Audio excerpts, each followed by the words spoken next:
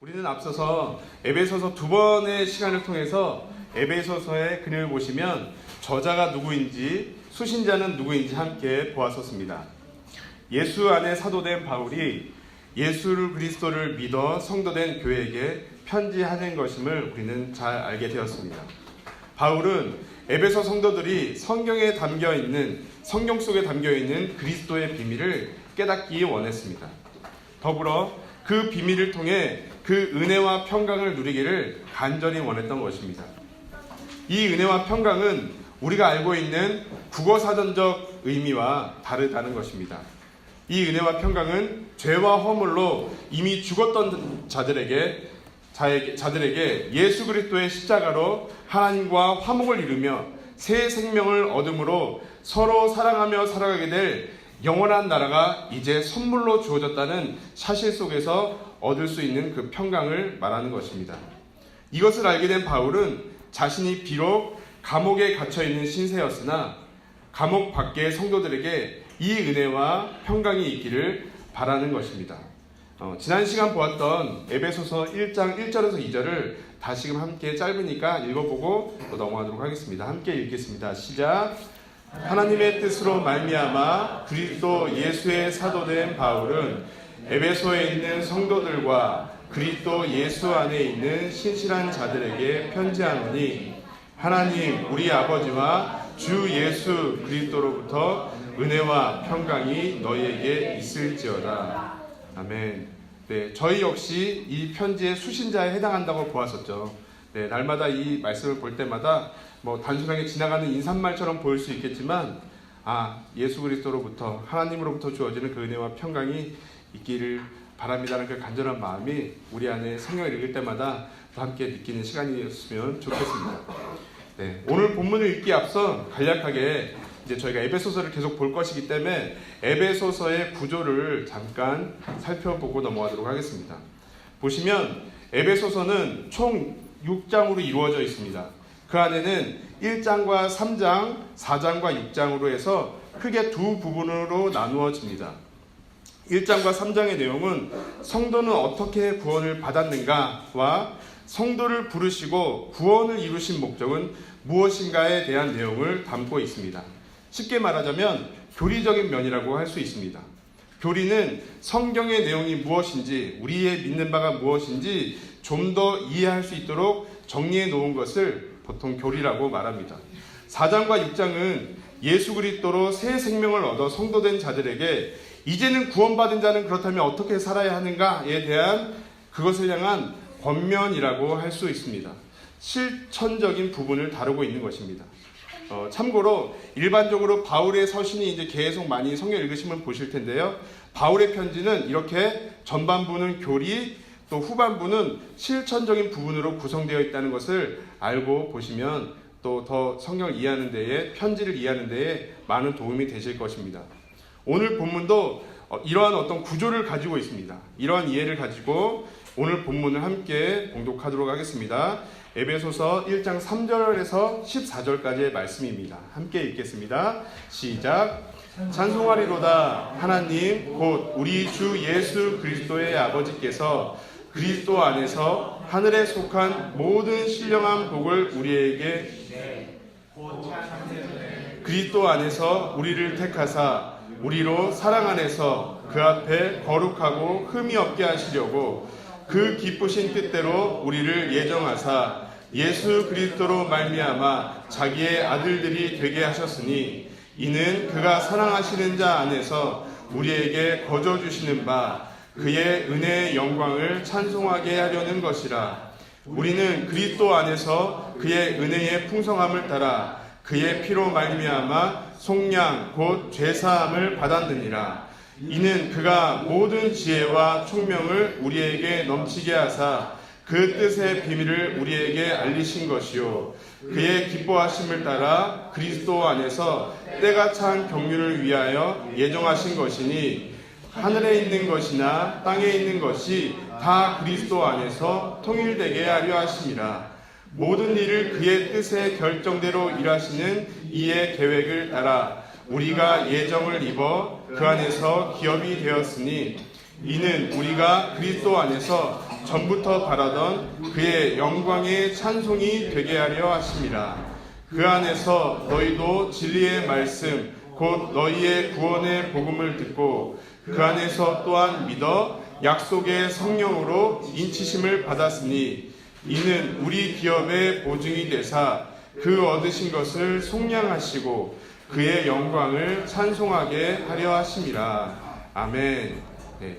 바울은 3절로 시작하는 그 첫 마디의 시작을 찬송하리로다 라고 시작을 하고 있습니다. 이때 바울은 찬송으로 시작하는 그 이유를 하나님 우리 주 예수 그리스도의 아버지께서 하늘의 모든 속한 신령한 복을 우리에게 주셔서 우리를 하나님의 아들들로 삼아주셨다고 그 찬송의 이유를 밝히고 있습니다.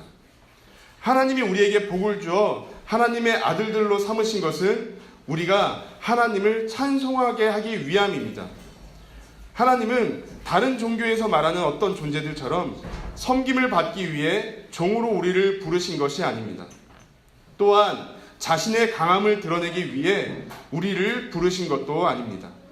도리어 하나님이 우리를 자기의 아들들로 삼은 이유는 하나님을 찬송하는 자로 만들기 위해서입니다라고 성경은 끊임없이 밝혀주고 있습니다. 함께 이사야 43장 21절을 함께 읽겠습니다. 시작. 이 백성은 내가 나를 위하여 지었나니 나를 찬송하게 하려 함이니라. 보시면 하나님은 구약의 이사야를 통해서 우리의 지으신 목적을 분명하게 알려주셨습니다. 무엇 때문이죠? 나를 찬송하게 하기 위함이니라 라고 말씀하고 있습니다. 하지만 이스라엘의 역사를 통해 드러난 것은 하나님의 지으심의 목적과 다르게 그들은 하나님을 찬송하지 않았습니다. 하나님을 영화롭게 하지도 않고 하나님을 찾지도 않고 하나님의 이름을 더럽혔습니다. 하나님은 계속해서 기회를 주었지만 하나님의 백성들은 하나님을 찬양하지 않았습니다. 때문에 하나님은 하늘의 신령한 복을 주어 하나님이 택하신 자들을 은혜로 자기의 자녀들로 삼으신 것입니다. 이것을 말해주고 있는 것이 오늘 에베소서 함께 좀 더 살펴보실 1장의 본문의 이야기입니다. 네, 이 부분을 좀 기억하시고 있으면 좋겠습니다. 앞서서 에베소서는 바울이 어떤 구조를 가지고 쓰고 있다고 보았죠. 네, 오늘 3절에서 14절 이 본문 안에서도 어떤 구조를 가지고 있습니다. 이 구조를 알고 보면 오늘 본문이 보다 더 쉽게 이해가 될 수 있습니다. 그래서 그 구조를 잠깐 설명해드리고 다시 한번 하나님이 우리를 지으신 목적, 찬송하기 위한 목적을 한번 잘 이해해보며 나가도록 하려고 합니다. 네, 아시는 것처럼 저희가 너무나도 잘 불려지는 좋아하는 찬양 찬송 한 곡이 있습니다. 보통 우리가 부르는 찬양은 어떻게 부르죠? 1절 부르고 후렴, 2절 부르고 후렴, 3절 부르고 후렴구로 보통 이렇게 이루어져 있습니다. 먼저 그럼 후렴구를 함께 보겠습니다. 찬송 기자의 고백을 담고 있는데, 네, 이것이 나의 간증이요, 이것이 나의 찬송일세, 나 사는 동안 끊임없이 구주를 찬송하리로다. 네, 제가 개인적으로 너무 좋아해서 이걸 골랐습니다. 네, 그렇다면 찬송가의 1, 2, 3절은 어떤 내용을 담고 있죠? 네, 보시면 후렴이 이것이 나의 간증이요, 이것이 나의 찬송입니다 라고 하는 그 내용을 보시면 무엇이 간증인지 무엇이 찬송인지 그 이유가 1, 2, 3절에 담겨 있다는 사실입니다. 오늘 본문 1장 3절에서 14절의 구조도 이와 유사합니다. 좀 전에 하나님께서 우리에게 복을 주시고 자기 아들들로 삼으신 이유가 무엇 때문이었죠? 네, 나를 찬송하게 하려 함이니라 라고 기록하고 있습니다. 이러한 성도의 부르심의 목적은 오늘 본문에 잘 나타나 있습니다. 네, 미리 말씀드리면 6절, 12절, 14절은 찬송가 아까 보셨던 그 후렴구에 해당된다라고 보시면 됩니다. 함께 쭉 읽어보도록 하겠습니다. 시작. 이는 그가 사랑하시는 자 안에서 우리에게 거저 주시는 바 그의 은혜의 영광을 찬송하게 하려는 것이라. 12절. 이는 우리가 그리스도 안에서 전부터 바라던 그의 영광의 찬송이 되게 하려 하심이라. 14절입니다. 이는 우리 기업의 보증이 되사 그 얻으신 것을 속량하시고 그의 영광에 찬송하게 하려 하심이라. 후렴구에 해당하는 6절, 12절, 14절이 모두 무엇으로 마치고 있죠? 그의 은혜의 영광을 찬송하게 하려 하심이라 라고 마치고 있습니다. 이와 같이 하나님의 은혜와 영광을 찬송하는 것이 성도의 부르신 궁극적인 목적입니다. 그렇다면 찬송가 1, 2, 3절에 해당하는 요 사이를 보시면 되겠죠? 3절부터 5절, 7절부터 11절, 13절은 어떤 내용을 가지고 있을까요? 네, 그 내용은 바로 찬송의 이유와 근거의 내용이 되겠죠. 네, 그 내용은 바로 하나님, 예수님, 성령님께서 우리에게 행하신 일들을 고스란히 담고 있습니다. 한번 맞는지 말씀을 보면서 확인해 보도록 하겠습니다. 네, 첫 번째 1장 3절에서 6절입니다. 보시면 빨간 부분을 먼저 이렇게 유심히 보시면 좋겠습니다. 하나님 곧 예수 그리스도의 아버지께서 우리를 택하시고 예정하셔서 자기의 아들들로 삼아주셨으니 라고 말하고 있습니다. 즉 성부 하나님이 우리에게 행하신 일들을 밝히고 있습니다. 그리고 그 밝히신 일들을 통해서 왜 밝히시고 있는 거죠? 바로 이어서 6절이 나오죠. 그의 은혜의 영광을 찬송하게 하려는 것이다 라고 이렇게 성경을 기록하고 있습니다. 네, 이어서 7절을 보도록 하겠습니다. 함께 읽어볼까요? 읽어보겠습니다. 시작. 우리는 그리스도 안에서 그의 은혜의 풍성함을 따라 그의 피로 말미암아 속량 곧 죄사함을 받았느니라. 이는 그가 모든 지혜와 총명을 우리에게 넘치게 하사 그 뜻의 비밀을 우리에게 알리신 것이요 그의 기뻐하심을 따라 그리스도 안에서 때가 찬 경륜을 위하여 예정하신 것이니 하늘에 있는 것이나 땅에 있는 것이 다 그리스도 안에서 통일되게 하려 하심이라. 모든 일을 그의 뜻이 결정한 대로 일하시는 이의 계획을 따라 우리가 예정을 입어 그 안에서 기업이 되었으니 라고 말하고 있습니다. 앞서서 보시면 하나님, 예수 그리스도의 아버지께서 라고 시작을 하였다면 이 7절부터는 어떻게 시작하고 있죠? 바로 예수 그리스도로 시작하고 있다는 사실입니다. 그리스도 안에서 그의 피로 말미암아 다 그리스도 안에서 통일되게 하려 하심이라고 말하고 있습니다. 이렇게 7절부터 11절까지는 바로 예수 그리스도께서 우리에게 행하신 일들을 보여주고 있습니다. 그 이유 역시 무엇 때문에 12절에 그의 영광에 찬송이 되게 하려 하심이로 찬송하기 위해서 우리에게 예수 그리스도께서 행하심을 바울은 우리에게 말해주고 있다는 사실입니다. 네, 이번에 하나님, 예수님, 그러면 이제 딱 답이 말씀 안 들어 나오죠. 누구죠? 네, 이제 성령님에 관해서겠죠. 네, 한번 확인해 보겠습니다. 1장 13절입니다. 시작. 그 안에서 너희도 진리의 말씀, 곧 너희의 구원의 복음을 듣고 그 안에서 또 한 약속의 성령으로 인치심을 받았으니 네, 구원의 복음을 듣고 믿어 약속의 성령으로 인치심을 받았다라고 말합니다. 성도의 구원은 성령이 보증이 되어 주셔서 안전하다는 사실입니다. 13절은 바로 성령이 이렇게 우리 가운데에 행하신 일들을 말해주고 있습니다. 그 이유 역시 그의 영광을 찬송하게 하려 하십니다 라고 반복해서 찬송가의 후렴구처럼 계속 고백해주고 있습니다. 하나님은 이렇게 우리를 부르신 목적은 하나님을 찬송하기 위해서임을 우리가 살펴보았습니다. 오늘 본문을 통해 하나님을 찬송하는 이유를 다시금 정리해보면 이미 쉽게 이해가 다 되셨겠지만 하나님이 하늘에 신령한 복을 주시며 작정하시고 그리스도 안에서 이루시고 그리스도 안에서 통일되게 하셨으며 성령님이 약속의 보증이 되심으로 구원을 이루셔서 어떻게 하나님의 은혜의 영광을 찬송하게 하기 위함이라고 성경은 또 바울은 우리에게 말해주고 있다는 사실입니다. 이렇게 구원은 삼위 하나님 안에서 시작하여서 온전히 이루어지고 완성됩니다. 우리 인간이 하나님이 이루시는 구원에 보태거나 더할 틈이 없습니다. 지난주 혹시 설교 말씀 중에 부분 기억나시나요? 사람을 하나님이 무엇으로 지으셨다고 우리가 잠깐 설교 시간에 나왔었는데 무엇으로 지으셨죠? 하나님이 사람을 지을 때 뭘로 지으셨죠? 먼지 맞아. 정확하게 기억을 하네요. 네. 흙인데 그 원어적인 의미를 자세히 살펴보면 먼지 티끌이었습니다. 그렇게 하나님 앞에서는 사실은 우리 모두 그러한 존재들이라는 사실입니다. 그런 우리에게 삼위 하나님이 이루신 구원이 주어지므로 우리는 그 은혜를 찬송하는 것입니다. 그런데 오늘날 많은 교회에서 전해지는 설교를 문득 들어보면 하나님의 구원이 우리의 도움이 없이는 뭔가 부족해 보이는 것처럼 말하기도 합니다. 우리의 열심이 없이는 아슬아슬해 보이는 하나님의 구원이 아주 부족한 구원처럼 이야기를 하기도 합니다. 하지만 오늘 본문을 다시 보시면 하나님, 예수님, 성령님이 작정하시고 이루시고 보증이 되어 주셔서 이미 구원을 완성하셨습니다.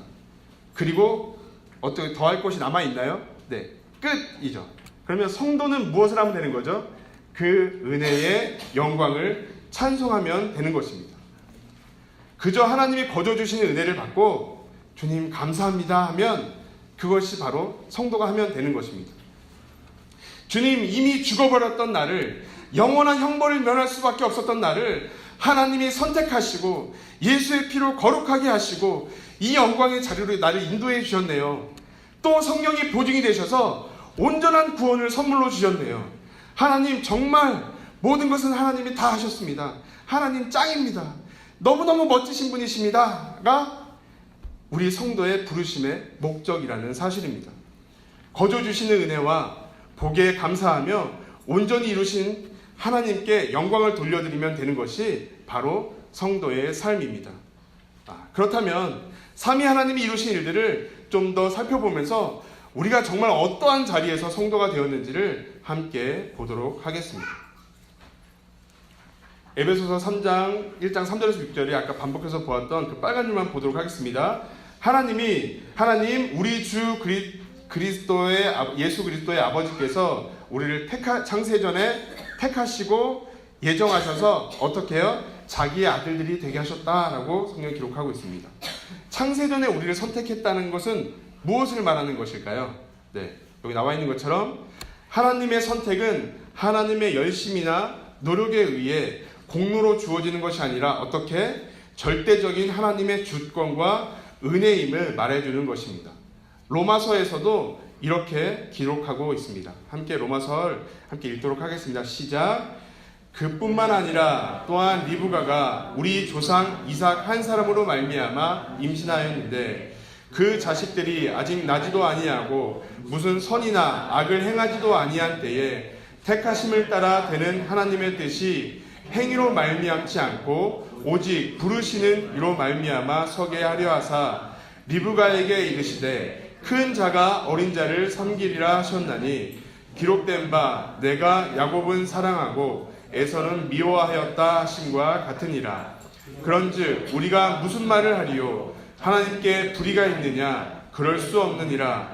모세에게 이르시되 내가 긍휼히 여길 자를 긍휼히 여기고 불쌍히 여길 자를 불쌍히 여기리라 하셨으니 그런즉 원하는 자로 말미암음도 아니요 다른 박질하는 자로 말미암음도 아니요 오직 긍휼히 여기시는 하나님으로 말미암음이니라. 아멘. 바울은 야곱과 에서가 그 어머니 리브가의 뱃속에서 태어나지도 않을 때에 무슨 선이나 악을 행하지도 않을 때에 하나님께서 먼저 야곱을 선택하셨음을 말하고 있습니다. 이것은 하나님의 뜻이 인간의 행위가 아니라 오직 부르시는 이의 긍휼히 여기심에 달려있음을 말하고 있는 것입니다. 오늘 에베소서의 창세전에 우리를 택하신 이유도 이와 같습니다. 성도를 불려진 이유는 여기 16절과 같은 것입니다. 우리가 간절히 원한다고 가질 수 있는 것도 아니고 우리가 열심히 다른 박질하여서 스스로 얻을 수 있는 것이 아니라 어떻게 해요? 오직 긍휼히 여기시는 하나님의 은혜로 말미암는 것이다를 성경은 끊임없이 말해주고 있는 것입니다. 다시 말해 모든 인간은 하나님의 기준에 벗어나 하나님의 심판 앞에 모두 죽어야 할 자들이었습니다. 오늘 이 자리에 있는 우리도 마찬가지였습니다. 그런데 우리는 어떻게 하나님의 은혜가 감사하고 이 예수 그리스도의 비밀이 깨달아지고 감사함으로 이곳 가운데에 예배한다고 모여있는 것인가요? 네, 설명할 수 있는 단어는 하나의 단어 뭐죠? 오직 은혜밖에 없다는 사실입니다. 오직 긍휼히 여기시는 하나님으로 말미암았다는 것이 그냥 우리가 이곳에 앉아있는 이유의 전부라는 사실입니다. 하나님의 전적인 택하심이고 은혜로 이곳에 모여서 우리는 예배하고 감사하고 그 은혜가 깨달아진 것을 가지고 하나님이 이러한 분이십니다 함께 찬송할 수 있다는 사실입니다. 그렇다면 그 은혜 속에 성도 되었음을 깨달은 자들이 할 수 있는 것은 무엇일까요? 네, 우리에게 행하신 그 하나님의 일을 또 우리가 함께 찬송하고 경배하는 것입니다. 두 번째로 예수 그리스도에 관해서 보겠습니다. 네, 7절에서 11절입니다. 이 색깔된 부분만 보시면 우리는 그리스도 안에서 그의 은혜의 풍성함을 따라 그의 피로 말미암아 그가 모든 지혜와 총명을 우리에게 넘치게 하사 그 뜻의 비밀을 우리에게 알리신 것이요 그의 기뻐하심을 따라 그리스도 안에서 또 우리를 그의 뜻의 결정에 일하시는 이의 계획을 따라서 우리가 예정을 입어 그의 기업이 되었다라고 말해주고 있습니다. 예수님은 그 은혜의 풍성함을 따라 그의 피로 말미암아 우리의 모든 죄를 대속하셨습니다. 죄와 죽으시고 부활하셔서 우리를 아버지와 화목하게 하셨습니다. 뿐만 아니라 하늘에 있는 것이나 땅에 있는 것이 다 그리스도가 되셔서 통일되었다라고 말해주고 있습니다. 이러한 사실은 8절 9절에 하나님의 뜻의 비밀을 우리에게 알려주신 것이다 라고 바울은 말해주고 있습니다. 예수 그리스도로 인한 구원은 사실은 이미 구약에서부터 말씀하고 계셨습니다. 하지만 구약의 이스라엘 백성들은 하나님의 뜻을 깨닫지 못한 채 자신들의 행위에 근거한 율법을 지킴으로 하나님의 뜻을 스스로 잘 이루고 있다고 여겼습니다. 그러한 엉터리 같은 자들에게 이제 하나님이 도저히 안 되겠다 싶으셔서 육신을 입고 이 땅에 오셔서 하나님의 비밀을 우리에게 깨닫게 하신 것입니다. 7절과 11절을 다시 보시면 제가 읽다 보니까 이 부분을 같이 보고 싶었습니다. 7절에 뭐죠? 그의 은혜의 풍성함을 따라 그의 피로 말미암아 8절에 그가 모든 지혜와 총명을 우리에게 넘치게 하사 9절에 그의 기뻐하심을 따라 11절에 그의 뜻의 결정대로 일하시는 이의 계획을 따라라고 해서 누가 주도가 되시는 거예요? 하나님의 계획과 작정과 섭리 가운데에 이루어져서 구원이 온전히 이루어진 것을 반복해서 설명해 주는 것을 보았을 때 정말 역시 우리가 무언가 믿어드려서 우리가 하나님의 찬송을 스스로 잘 깨달아 알아서 하나님의 구원에 도움을 드리는 역할은 한순간도 없다는 사실을 더 말씀을 보면서 확고히 믿게 되었습니다. 이렇게 바울은 하나님이 이루시는 계획과 작정을 따라 성도의 구원이 이루어졌음을 반복해서 설명해 주고 있습니다. 골로새서에서도 하나님의 비밀과 하나님이 홀로 이루신 구원에 대해서 이렇게 고백하고 있습니다. 함께 골로새서 1장과 2장을 함께 읽어보도록 하겠습니다. 시작. 이 비밀은 만세와 만대로부터 감춰졌던 것인데 이제는 그의 성도들에게 나타났고 하나님이 그들로 하여금 이 비밀의 영광이 이방인 가운데 얼마나 풍성한지를 알게 하려 하심이니 이 비밀은 너희 안에 계신 그리스도시니 곧 영광의 소망이니라. 네, 2절입니다. 이는 그들로 마음의 위안을 받고 사랑 안에서 연합하여 확실한 이해의 모든 풍성함과 하나님의 비밀인 그리스도를 깨닫게 하려 함이니 그 안에는 지혜와 지식의 모든 보화가 감추어져 있느니라. 아멘. 이 비밀은 하나님의 예정 가운데에 영원전부터 감추어져 있었습니다. 그러나 신약을 지나면서 하나님의 택함을 입은 성도들에게 밝히 나타났습니다. 바울은 이 비밀을 너희 안에 계신 그리스도다라고 밝혀주고 있습니다. 그리스도 안에 지혜와 지식의 모든 보화가 감추어져 있었는데 그리스도의 오심으로 하나님의 아들된 자들에게 밝히 드러난 것입니다. 하나님의 구속 계획이 그리스도로 인하여 이방인들에게 성취된 것을 말합니다. 하지만 이러한 그리스도의 비밀이 모든 자에게 허락된 것은 아니라고 또 성경은 말해주고 있습니다. 자, 함께 마태복음 13장을 읽도록 하겠습니다. 시작. 제자들이 예수께 나와 이르되 어찌하여 그들에게 비유로 말씀하시나이까? 대답하여 이르시되 천국의 비밀을 아는 것이 너희에게는 허락되었으나 그들에게는 아니 되었나니. 예수님은 씨 뿌리는 비유를 통해서 마태복음 13장에 천국을 설명하셨습니다. 그런데 예수님 왜 비유로 말씀하십니까? 이 천국 복음을 왜 비유로 말씀하시는 겁니까? 라고 제자들의 질문을 합니다. 이때에 예수님이 이렇게 대답하셨습니다. 천국의 비밀을 아는 것이 너희에게는 허락되었으나 그들에게는 아니 되었나니 라고 말씀하십니다. 구원은 하나님의 주권과 은혜임을 이 구절을 통해서도 알 수 있습니다. 어떻게 예수를 믿고 있는지, 예수의 비밀이 깨달아져 감사하게 되었는지 사실은 우리가 믿는다고 하는 우리조차 사실은 설명할 수 없습니다. 다만 성경에 말하는 바대로 오늘 본문의 1장 11절에 모든 일을 그의 뜻의 결정대로 일하시는 이의 계획을 따라 우리가 그 안에서 기업이 되었다라는 사실입니다. 바로 은혜입니다. 때문에 성도는 이러한 하나님의 구원을 알면 알수록 그의 은혜의 영광을 찬송할 수밖에 없다라는 사실입니다. 네, 이번에 세 번째로 성령에 대해서 함께 살펴보도록 하겠습니다. 1장 13절입니다. 그 안에서 너희도 진리의 말씀 곧 너희의 구원의 복음을 듣고 그 안에서 또한 믿어 약속의 성령으로 인치심을 받았으니. 바울은 에베소 교인들이 하나님께서 인간을 구원하시고자 하는 구원 계획을 듣고 믿어 복음을 듣고 구원을 얻었다라고 말해주고 있습니다. 또한 이러한 하나님의 구원의 방법을 깨닫게 하심으로 성령의 인치심을 받게 되었다라고 말하고 있습니다. 이러한 성령은 이미 예수님께서 제자들에게 말씀하셨습니다. 요한복음 16장에 예수님이 말씀하신 약속하신 성령을 함께 보도록 하겠습니다. 시작. 내가 아직도 너희에게 이를 것이 많으나 지금은 너희가 감당하지 못하리라. 그러나 진리의 성령이 오시면 그가 너희를 인도하시리니 그가 스스로 말하지 않고 오직 들은 것들을 말하며 장래 일을 너희에게 알리시리라. 그가 내 영광을 나타내리니 내 것을 가지고 너희에게 알리겠습니다. 예수님이 우리에게 약속하신 성령께서 오시면 우리를 인도하시고 어떤 일을 가르치신다고요? 장래 일을 가르치실 것이라 말씀하셨습니다. 하지만 오늘 13절 9절을 떼어서 우리는 문득문득 또 그동안의 신앙생활을 돌아보면 성령이 행하시는 일들을 오해하기도 합니다.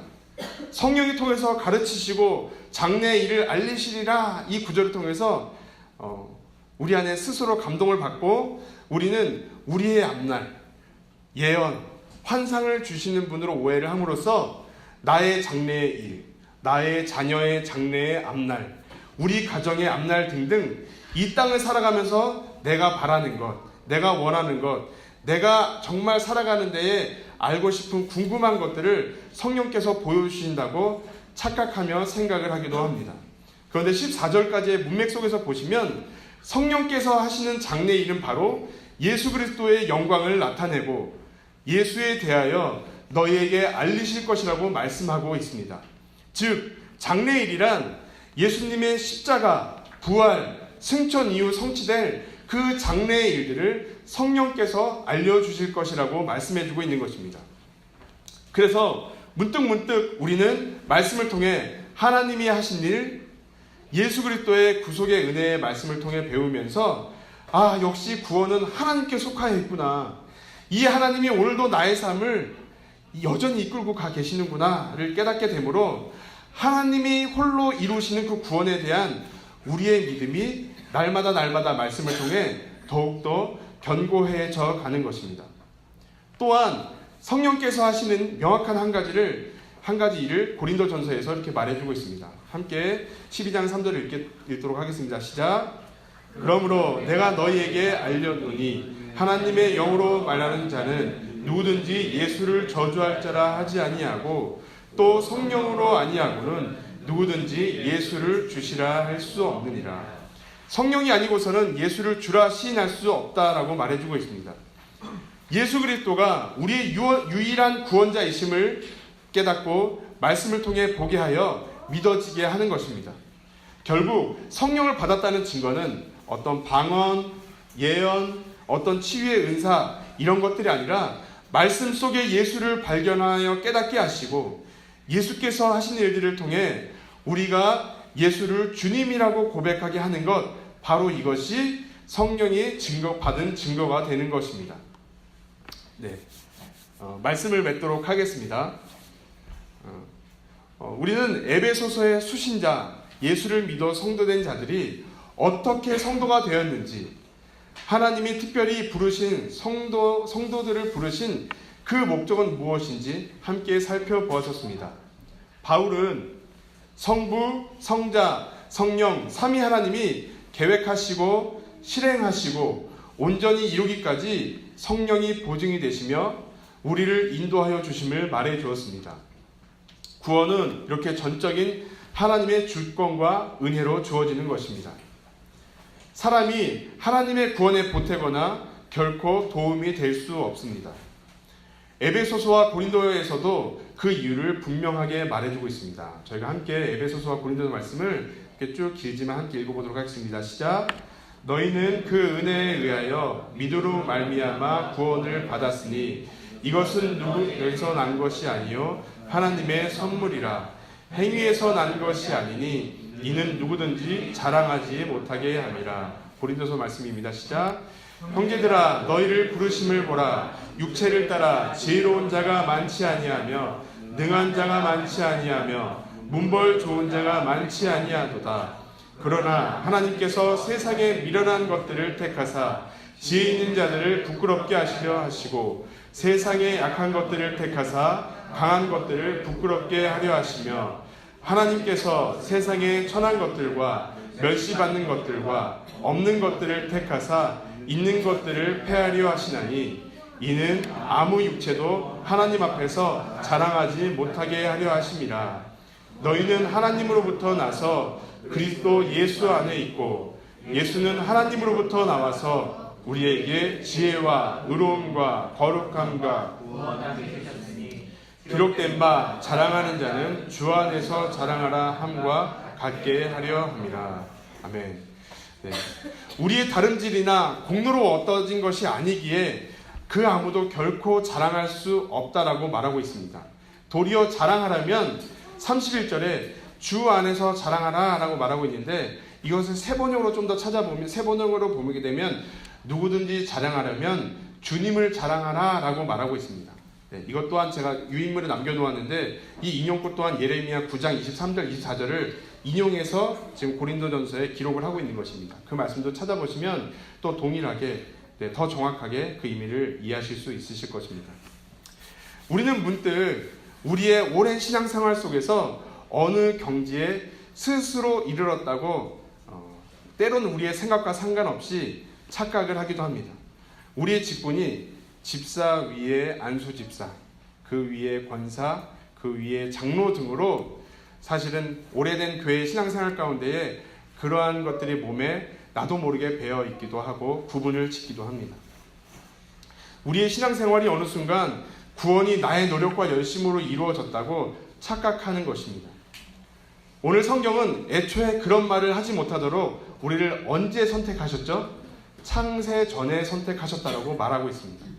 야곱과 에서가 나기도 전에 택하셨다라고 말하고 있습니다. 왜요? 너희의 노력이나 공로로 된 것이 아니야 라고 자랑하지 못하게 하시려고 이미 하나님께서 홀로 모든 구원을 이루시고 완성하셨음을 끊임없이 성경은 우리에게 말해주고 있다는 사실입니다. 반면에 또한 오랜 신앙생활 속에서 이제 나는 예수 그리스도의 구원의 은혜를 받아서 이제 나는 세상과 달라 나는 하나님의 자녀가 되었단 말이야 라고 살아가고 있습니다.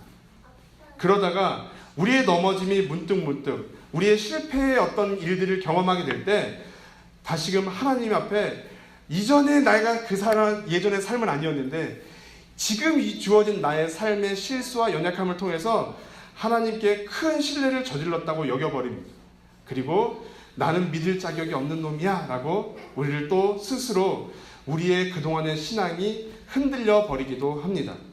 이건 역시 우리의 신앙의 모습에 어떠한 하나님 앞에 겸손한 것처럼 보이지만 다시금 자세히 들여다보시면 나의 생활이 하나님의 이루신 구원의 여정의 주체가 역시 또 누가 되고 있는 거죠?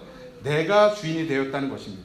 그래서 내가 이루지 못함을 통해서 하나님의 구원은 이제 취소가 될 거야 라는 두려움 가운데 살아가고 있는 모습이다라는 사실입니다.